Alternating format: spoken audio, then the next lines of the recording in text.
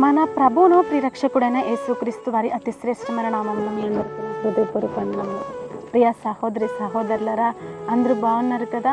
నిజంగా మీరు చూపించే ప్రేమను బట్టి నేను ఎంతగానో దేవాతి దేవునికి కృతజ్ఞతాస్తుతులు చెల్లిస్తూ ఉన్నాను. ఈ ఉదయకాల సమయంలో దేవాతి దేవునితో మాట్లాడాలని ఆశపడుతూ ఉన్నారు. మరి నీవు వినడానికి సిద్ధంగా ఉన్నావా? అలాగైతే వాక్యాన్ని ధ్యానించుకుందాము. సామెతల గ్రంథము 29వ అధ్యాయము మొదటి వచనము. సామెతల గ్రంథము 29వ అధ్యాయము మొదటి వచనము. ఎన్నిసార్లు గద్దించినను లోబడని వాడు మరీ తిరుగు లేకుండా హఠాత్తుగా నాశనమగును. దేవునికి స్తోత్రము, హల్లెలూయా. వాక్యము ఎందుకు చదవాల్సి వచ్చినది అంటే, నిజంగానండి, ఎన్నిసార్లు గద్దించినను లోబడని వాడు. నిజంగా చాలామంది మన పక్కన వారు ఏం చెప్తారు, ఇది చేస్తే మంచిదిరా, ఇది చేయకపోతే మంచిదిరా, ఇది చెయ్యమాకురా, అది నీకు వేరేగా ఉంటుంది, నీకు అది నాశనం తీసుకొస్తుంది, అది నీకు ప్రమాదం తీసుకొస్తుంది అని చెప్పేసి చాలామంది మన తోటివారు, మన బంధుమిత్రులే కానీ, మన స్నేహితులే కానీ, మన పక్కన ఉన్న వాళ్ళే కానీ ఇది చేయొద్దు అది చేయొద్దు అని చెప్పేసి మనకు చెప్తూ ఉంటారు. కానీ మనం ఏమనుకుంటామో తెలుసా, నువ్వేంట్రా నాకు చెప్పేది, నేను నీకు చెప్పదా, నువ్వు నాకు చెప్తావేంటి అని చెప్పేసి మనకు ఒక ఈగో అనేది ఏర్పడుతూ ఉంటుంది. ప్రతి ఒక్క మనిషిలో కొంచెం ఈగో అనేది ఉంటుంది. కానీ ఆ ఈగోని నువ్వు తీసి పక్కన పెట్టినట్లయితే దేవాది దేవునికి నీవు ప్రియాతి ప్రియమైన వ్యక్తిగా నువ్వు మార్చబడతావు. దేవునికి స్తోత్రం, హల్లెలూయా. నిజంగానండి, చాలామంది ఇప్పుడు కొంతమంది ఏమనుకుంటున్నారో తెలుసా, సేవకులను చూసి ఈ సేవకుడు నా వయసులో చాలా తక్కువడు, ఇది ఏం చెప్పినా మనకు అంత అనవసరం లేదు చెప్పుకొని అని చెప్పేసి అనుకుంటూ ఉంటారు. చాలామంది సేవకులను విమర్శించిన విశ్వాసాన్ని నేను చూసి ఉన్నాను. అంతే కదండి, లోకంలో చూసినా కానీ సరే అంతే కదా. మనకంటే తక్కువ ఏజ్ ఉన్న వాళ్ళని, మనకంటే తక్కువగా చదువుకున్న వాళ్ళని, స్టూడెంట్స్లో కూడా చాలామంది ఫోన్ చేసి అంటూ ఉంటారు, అక్క నాకు చదువు రావడం లేదు అక్క, ఎంత చదివినా నాకు గుర్తుండడం లేదు. నా ఫ్రెండ్స్ వాళ్ళు కూడా అంటున్నారు, నువ్వు చదువు రాను మొద్దోడు రాను పక్కన పో అని చెప్పేసి నన్ను చులకన చేస్తున్నారు అక్క అని చెప్పేసి బాధపడుతూ ఉన్నారు. నిజంగా నేస్తమా, ఒక్కసారి ఆలోచించు. నీకు జ్ఞానం ఉంది, నీకు కాదనడం లేదు, నువ్వు అన్నీ తెలియగలవాడివే, కాదనడం లేదు. కానీ తక్కువగా ఉన్న వాళ్ళని ఎందుకు చూసి నువ్వు విమర్శిస్తున్నావు? విమర్శించడానికి నువ్వెవరు? వాళ్ళు నువ్వు ప్రేమించి చూడు. వాళ్ళు నిజంగా వారిని నువ్వు కనుక ప్రేమించి వారితో మంచిగా మాట్లాడితే వారు జ్ఞానవంతులుగానే మలచబడుతూ ఉంటారు. ఎవరి ఒకరి ద్వారా దేవుడు మాట్లాడుతూ ఉంటాడు కదా. అదే నీ ద్వారా వాళ్ళు మార్చబడితే ఇంకా సంతోషం కదా. వాళ్ళు ఏమంటారు, నేను జ్ఞానంగా మార్చబడ్డాను, నాకు చదువు రాదు, మొన్నటిదాకా నేను అజ్ఞానంగా జీవించాను, నాకేమీ తెలీదు, నేను తప్పు చేస్తున్నప్పుడల్లా నన్ను గద్దించే వాళ్ళు ఎవరు లేక నేను ఇట్లా అయిపోయాని చెప్పేసి బాధపడుతున్నాను. కానీ తను వచ్చి నన్ను సరిచేశాడు అని చెప్పేసి తర్వాత అనేది నిన్నే కదా, నీకే కదా మంచి పేరు.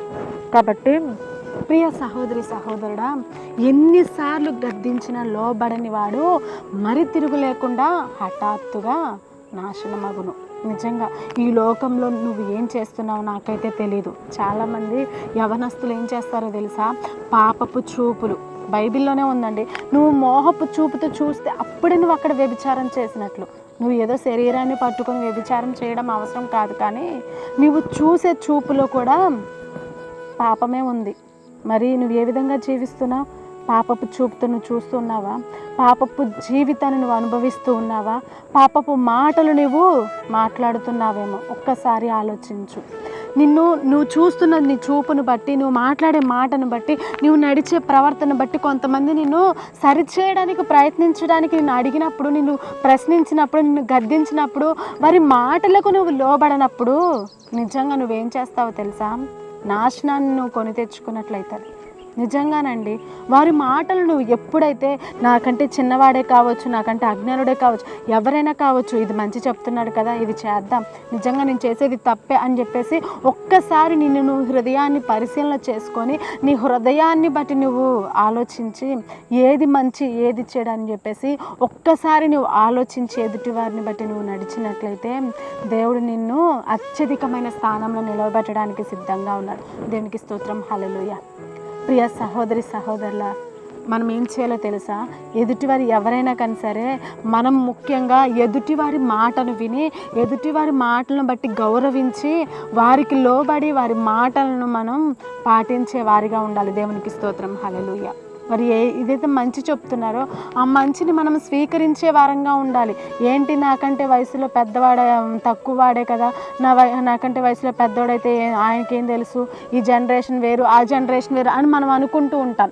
కానీ ఎన్ని జనరేషన్లు అయినా ముందు ఏం జరుగుతుంది వెనక ఏం జరుగుతుంది అనేది తెలియక ఉండి మనం మాట్లాడి మనం చేస్తూ ఉంటాం. కానీ పెద్దవారికి అన్నీ తెలుసండి, అనుభవజ్ఞులకు అన్నీ తెలుసు. కాబట్టి ప్రియ సహోదరి సహోదరులారా, ఈ లోక విషయాల గురించి నేను మాట్లాడడం లేదు, కానీ నీవు ప్రతిదీ కూడా ముఖ్యంగా నువ్వు ప్రతిదీ ఏదైనా చేయాలంటే ఎదుటివారు నిన్ను గద్దించినప్పుడు నువ్వు లోబడాలంటే ముఖ్యంగా నువ్వు ఒకటి సీక్రెట్ ఒక మెయిన్ పాయింట్ నేను చెప్తాను, అదొకసారి జ్ఞాపకం చేసుకోండి.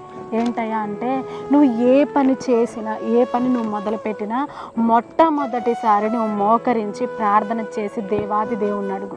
దేవుడు నీకు సహాయం చేసి నీకు మంచి ఆలోచన చెప్పి నీకు మంచి సరి అయిన త్రోవలోనికి నేను నడిపించడానికి దేవుడు సిద్ధంగా ఉన్నాడు. దేవుడికి స్తోత్రం, హల్లెలూయా. కాబట్టి ప్రియ సహోదరి సహోదరులారా, ఇక నుంచి మనం ఈ యొక్క మాటను పాటిద్దాం. నిజంగా దేవాది దేవునికి చెప్పకుండా, దేవాది దేవుని యొక్క నిర్ణయం మనం తీసుకోకుండా మనం ఏ పని కూడా చేయడానికి వీలు లేదండి. పరమ తండ్రి అండి, ఆయన నీతో మాట్లాడడానికి సిద్ధంగా ఉన్నాడు. మరి నువ్వు వినడానికి సిద్ధంగా ఉన్నట్లయితే దేవుని యొక్క మాటలను విను, దేవుని యొక్క మాటలను పాటించు, బైబిల్ని చదువు, ప్రార్థన చేయి. దేవునితో మాట్లాడడానికి, నీతో సహవాసం చేయడానికి సిద్ధంగా ఉన్నారు. కాబట్టి నాశనమైన గుంటలో నువ్వు లేవనెత్తబడాలన్నా, నువ్వు పాపపు జీవితంలో నుంచి నువ్వు లేవనెత్తబడాలన్నా, హఠాత్తుగా నువ్వు నాశనం అవ్వకుండా, పతనం అవ్వకుండా దేవుడు నీకు సహాయం చేసి మంచి జీవితాన్ని నువ్వు అనుభవించడానికి, మంచి లైఫ్ నువ్వు లీడ్ చేయడానికి, అంతేకాదు అందరికీ నువ్వు మాదిరికరమైన జీవితాన్ని దేవుడు నీకు ఇవ్వడానికి సిద్ధంగా ఉన్నాడు. కాబట్టి ప్రార్థన చేసుకుందాం. ఈ కొద్ది మాటలు దేవుడు దీవించి ఆశీర్వదించి మన హృదయంలో ఫలింపచేయును గాక. ఆమేన్. ప్రార్థన చేసుకుందాం. ప్రార్థన.